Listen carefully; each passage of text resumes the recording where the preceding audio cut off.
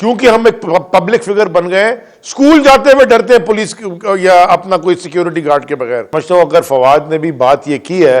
अगर वो कोर्ट में ये कहेगा कि मैं कानून के दायरे में जो कुछ भी इलेक्शन कमीशन के या किसी भी ऑफिसर के खिलाफ जो मर्जी कानून अलाउ करता है वो करना चाहूं तो वो कर सकता हूं। खान साहब ने जलसे में एक बात की थी जिसके ऊपर वो कोर्ट में जाके उन्होंने वो जो जज साहिबा थी जो उन्होंने मतलब उनका भी ये था कि हम कानून के दायरे में जो भी अवेलेबल है वो करेंगे, लेकिन वो क्योंकि पर्सनल हो गया, उन पर कंटेम्प्ट लगी, वो कोर्ट में जाके उन्होंने इसके ऊपर माफ़ी मांग ली। मैं समझता हूँ अगर फवाद ने भी बात ये की है, अगर वो कोर्ट में ये कहेगा कि मैं कानून के दायरे में जो कुछ भी इलेक्शन कमीशन के या किसी भी ऑफिसर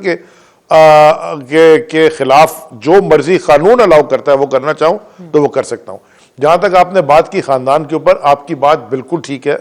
किसी के ख़ानदान पे, किसी के भी, मेरे आपके किसी भी नहीं आना चाहिए, लेकिन मैं आपको ये बताना चाहता हूँ कि मेरे